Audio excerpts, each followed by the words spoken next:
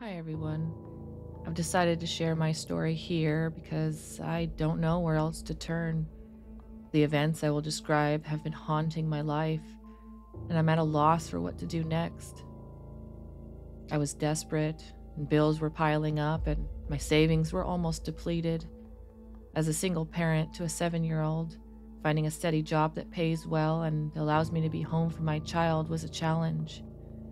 The weight of financial hardship had become a constant companion, whispering doubts and fears into my ear. I spent countless nights staring at the ceiling, worrying about how I would keep a roof over our heads. Then one late night, as I was scrolling through Indeed, a job listing caught my eye. Easy job. Just press a button when the person on camera falls asleep. High pay, immediate start. The pay was astronomical for such a low-effort task. It seemed too good to be true, but at that moment, I was willing to consider anything. After a moment's hesitation, I clicked Apply and filled out the application form, hoping for the best but expecting nothing. To my surprise, I received an email within minutes. The company, named Meganave Solutions, wanted to schedule an interview the next day. They provided an address and a time. The email was brief and formal, but the speed of their response added to my growing sense of unease. Despite my reservations, I decided to go. The promise of upfront payment was too tempting to pass up. The next morning, I dropped off my daughter at school and headed to the address provided. It was a small, nondescript office building sandwiched between a pawn shop and a vacant lot. The entrance was unremarkable, and the interior was just as bland. The receptionist, a pale woman with a vacant smile, directed me to a small interview room. A man in a suit greeted me, introducing himself as Mr. Gray. His demeanor was calm, almost too calm, which did nothing to ease my nerves. He explained the job. I would be monitoring a live camera feed of a person sleeping. My only task was to press a button the moment the person fell asleep. The job paid $2,000 per night. That would be paid after each shift. "Why is the pay so high?" I asked, unable to hide my suspicion. "Let's just say we value accuracy and discretion," Mr. Gray replied with a smile that didn't reach his eyes. I started that night. The office where I was to work was in the same building, down a narrow hallway that seemed to stretch longer than it should. The room itself was small, dimly lit, and with a single chair facing a large monitor. On the screen was a live feed of a bedroom. The camera was fixed, showing a bed, a nightstand, and a person lying under the covers. The person, a middle-aged man, was already in bed, his eyes closed. Next to the monitor was a single button. I sat down, trying to shake off the creeping unease that had settled over me. The man on the screen remained motionless, and the room around me was silent, save for the faint hum of the monitor. Hours passed, and my nerves began to fray. I found myself leaning closer to the screen, scrutinizing every detail. The man occasionally shifted, but never opened his eyes. Each movement made my heart race, my finger hovering over the button. Finally, after what felt like an eternity, the man's breathing slowed, and his body relaxed completely. It was the signal I had been waiting for. With a trembling hand, I pressed the button. Nothing happened. No sound, no indication that my action had been acknowledged. I sat back, exhaling a breath I didn't even realize I had been holding.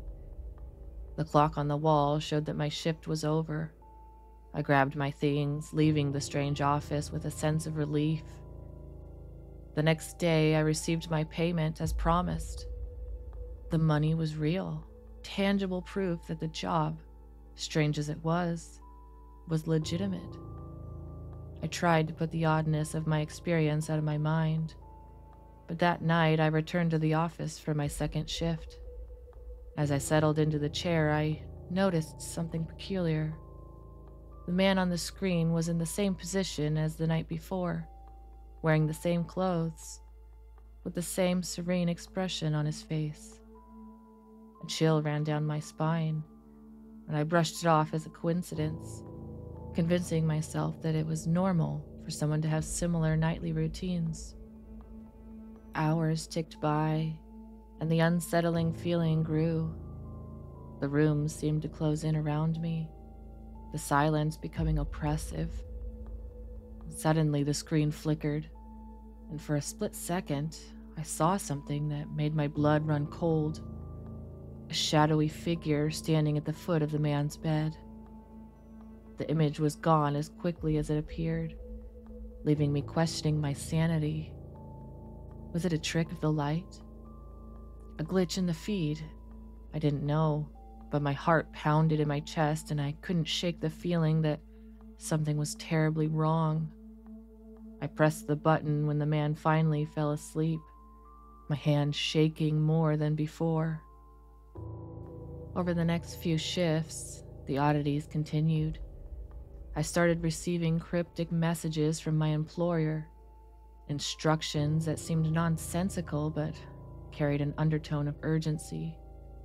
"Do not look away from the screen," one message read. "Keep your focus," said another. The man on the screen remained unchanged, but the shadows around him seemed to move of their own accord. My sleep was plagued by vivid, disturbing dreams.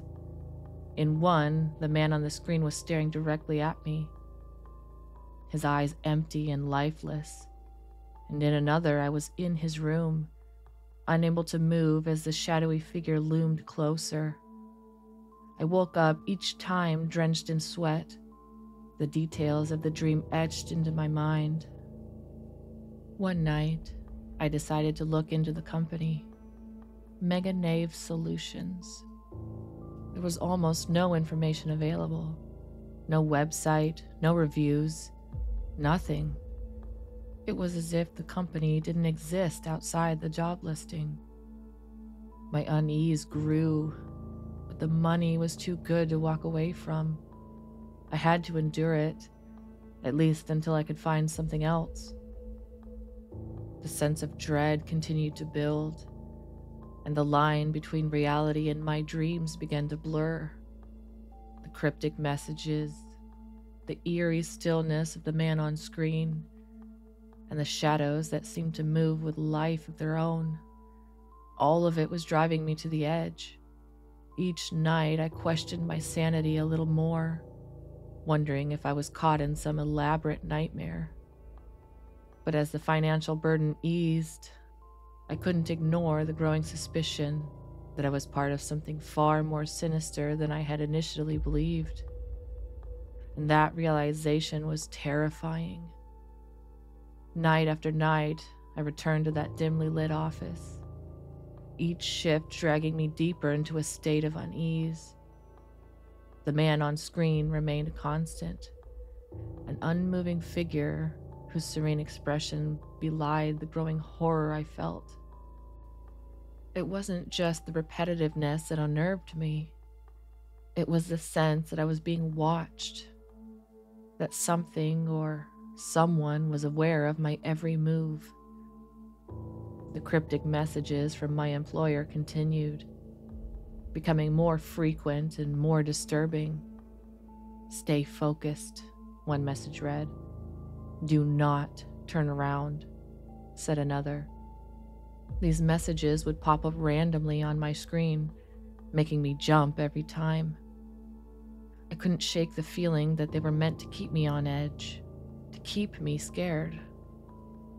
One night, as I sat in the small, claustrophobic room, the silence was broken by a faint tapping sound.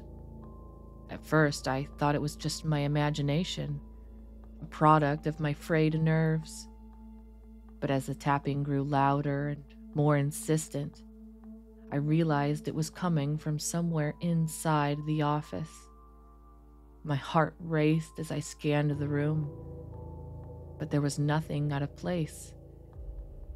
The screen flickered again, and this time the shadowy figure at the foot of the man's bed lingered longer. It was darker than the shadows around it, its form vaguely humanoid but indistinct.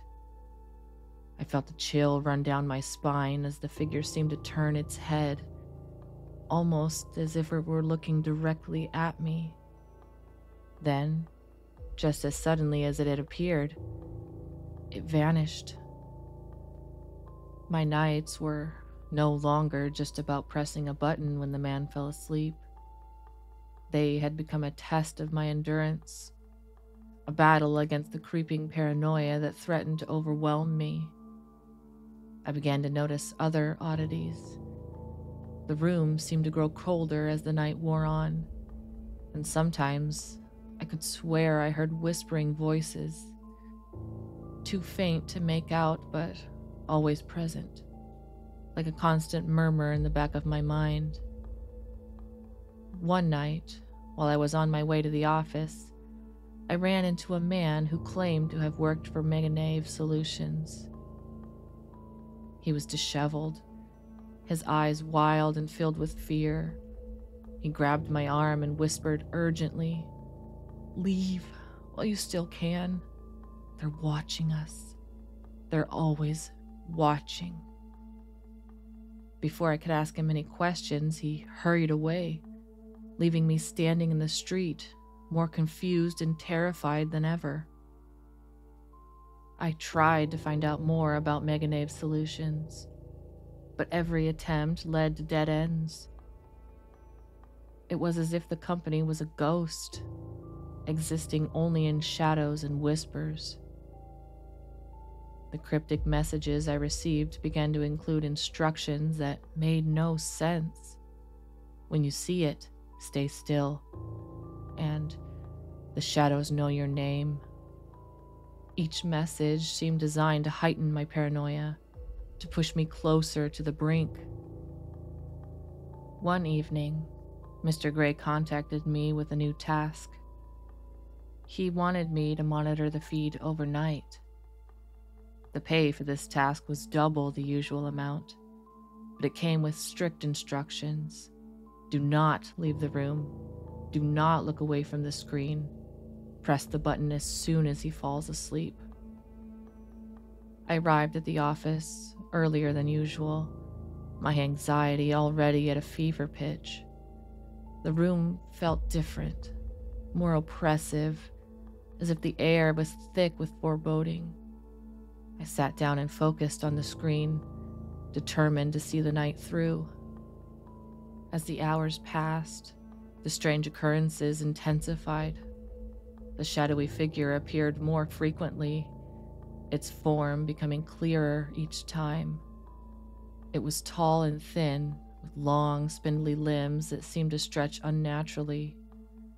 The whispering voices grew louder, filling the room with a chorus of unintelligible murmurs. And around midnight, the power flickered, and the room was plunged into darkness. My heart pounded in my chest as I fumbled for my phone to use its light.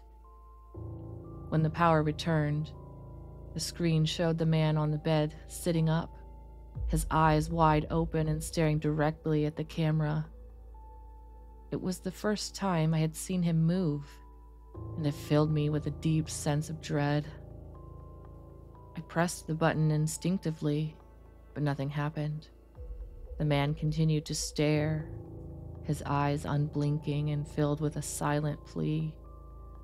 I was paralyzed with fear, unable to look away, unable to do anything but watch. The shadowy figure reappeared, standing behind the man, its long arms reaching out as if to envelop him.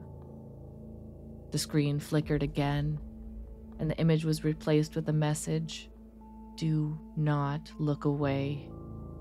I was trembling, my breath coming in short, panicked gasps. The figure moved closer to the man. its form becoming more defined, more terrifying. It leaned down, and the man's mouth opened in a silent scream. I couldn't take it anymore. I tore my eyes away from the screen, breaking the one rule I had been given. The room around me seemed to come alive, the shadows deepening and the whispering voices growing louder. I felt something cold and intangible brush against my skin. Then I realized that whatever was on the screen was now in the room with me. I couldn't breathe. The cold presence in the room was palpable, wrapping around me like a vice. I clung to the hope that I was imagining it, that this was some elaborate trick my mind was playing on me. But deep down, I knew that whatever was happening was real. The screen flickered again, and the message "Do not look away" was replaced by "Stay still." I forced myself to remain motionless, though every instinct screamed at me to run. The whispering voices seemed to grow louder, more insistent, and the shadows danced around the edges of my vision. I could hear my own breathing, ragged and uneven, mingling with the eerie whispers. I tried to focus on the screen, but my eyes kept drifting to the corners of the room, where the darkness seemed to pulse with a life of its own. The man on the screen had returned to his lying position, his eyes now closed, his body once again at peace. The shadowy figure had vanished, leaving only the oppressive silence behind. I stayed that way for what felt like hours, my body rigid, my mind racing. Eventually, the whispers faded and the room grew still. I exhaled a shaky breath, my muscles aching from the tension. The clock on the wall showed that my shift was nearly over. With great effort, I forced myself to stand and leave the office. The following day, I couldn't shake the feeling that I was being watched. Every shadow seemed to hide something sinister. Every whisper of wind sounded like the hushed voices from the night before. My daughter noticed my unease and asked if I was okay. I forced a smile and assured her that everything was fine, but inside, I was falling apart. That night, I returned to the office, dreading what awaited me. The instructions were the same: monitor the feed, press the button when the man fell asleep, and most importantly, do not look away. As I sat down and the screen flickered to life, I braced myself for the horrors to come.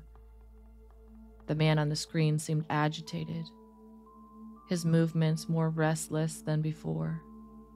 The shadowy figure appeared almost immediately, his presence now a familiar source of dread. This time, the figure didn't just stand at the foot of the bed.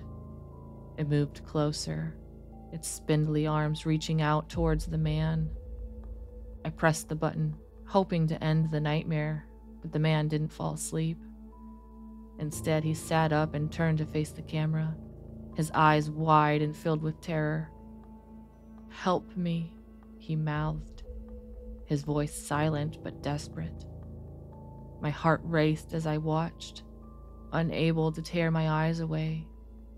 The shadowy figure loomed over the man, its form growing darker, more menacing.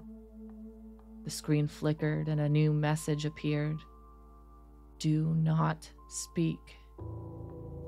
The figure's arm enveloped the man, and for a moment it seemed to merge with him, its darkness seeping into his very being. The man's face twisted in agony, his silent screams echoing in my mind. I wanted to scream too, but the command on the screen kept me silent. As the figure merged completely with the man, the shadows in the room around me grew thicker, more oppressive. The whispers returned, louder and more coherent. They spoke my name, repeating it over and over, a sinister chant that filled me with dread. Suddenly, the screen went black, and the room was plunged into darkness. I could feel the presence of the shadowy figure, its cold, intangible touch brushing against my skin. I fought the urge to run, to scream, to do anything that might break the spell. The screen flickered back to life, showing the man lying peacefully once more. The message, "Do not move," appeared, and I obeyed it, too terrified to do otherwise. The figure had vanished, but I could still feel its presence lurking just beyond the edge of my vision. As the night dragged on, the figure reappeared several times, each time more menacing than the last. It no longer stayed confined to the screen.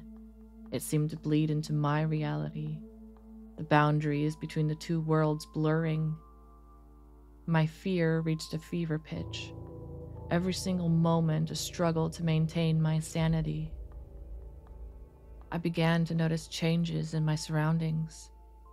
Objects in the room seemed to shift when I wasn't looking, subtle but undeniable.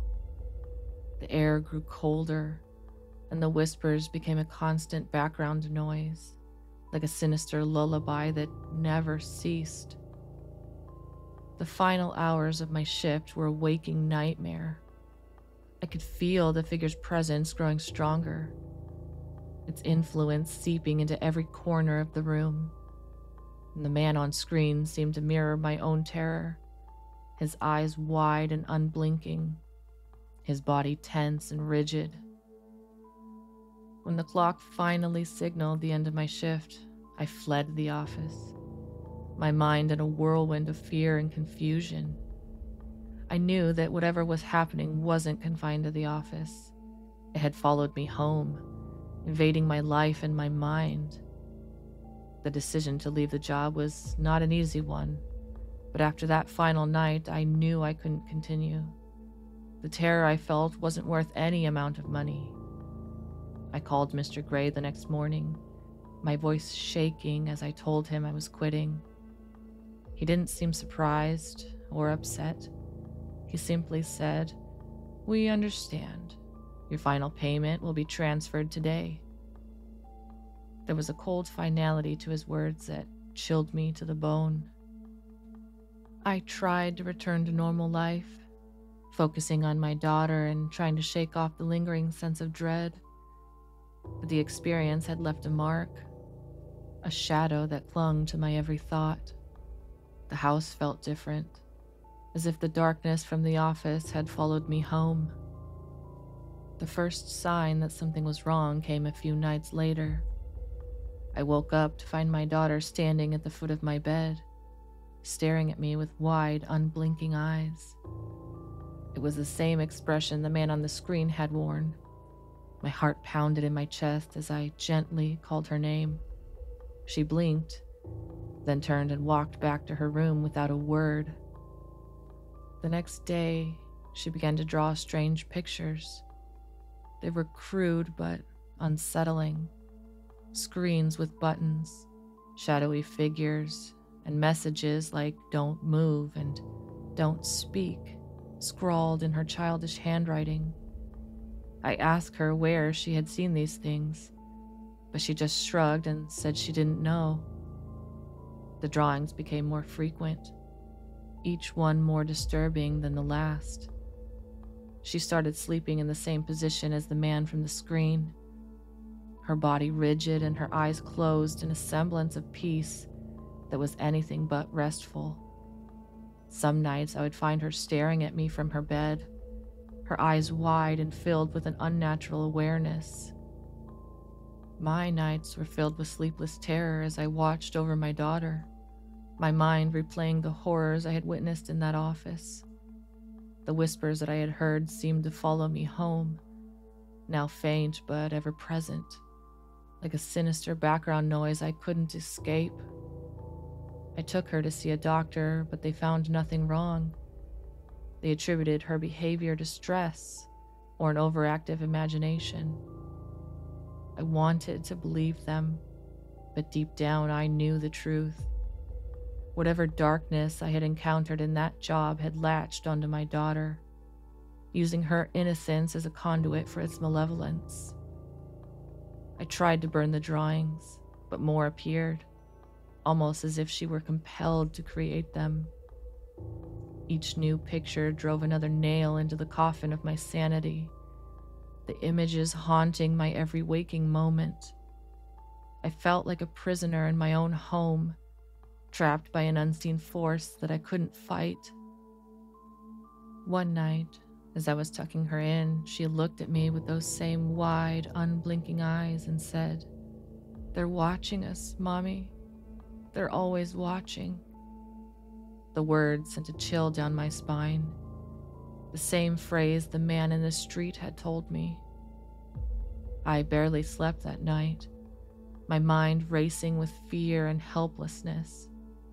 When I finally drifted off, I dreamt of the man on the screen, his face twisted in agony as the shadowy figure enveloped him. I woke up drenched in sweat, the whispers louder than ever. In the weeks that followed, the situation only worsened. My daughter began to speak in her sleep, repeating the same commands I had seen on the screen. Do not move. Do not speak. She would sit up in bed and stare at the wall, her eyes vacant and distant. I could see the shadow of the figure in her drawings, growing darker and more defined with each passing day. One morning, I found a new drawing taped to her bedroom wall. It was a perfect depiction of the room I had worked in, down to the smallest detail. In the center of the drawing was a figure, hunched over a monitor with a dark shadow looming behind it.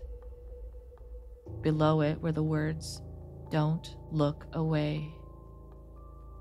I knew then that the nightmare was far from over. The darkness that had seeped into my life wasn't something I could escape or ignore. It had taken root, and its influence was growing stronger, feeding off my fear and my daughter's innocence. As I watched her sleep, lying in that same eerie position, I felt a shiver of dread. Her eyes fluttered open and she looked at me with that haunting stare. "Mommy," she whispered, her voice barely audible. "They're here." The realization hit me with the force of a tidal wave. The shadowy figure, the whispers, the commands, they weren't confined to the office. They were here, in my home, in my daughter's mind, and they weren't going to leave. I'm reaching out to this community in hopes that someone might have experienced something similar or can offer advice. Has anyone encountered a company called Mega Nave Solutions or dealt with anything remotely like this? The shadowy figure, the whispers, the commands, they're destroying our lives and I'm terrified for my daughter's safety. Please, if you have any information or can point me in the right direction of someone who might be able to help, let me know. I'm desperate to protect my daughter and reclaim our lives from this living nightmare. I'll try to keep you posted on any developments. Thank you for reading and for your support.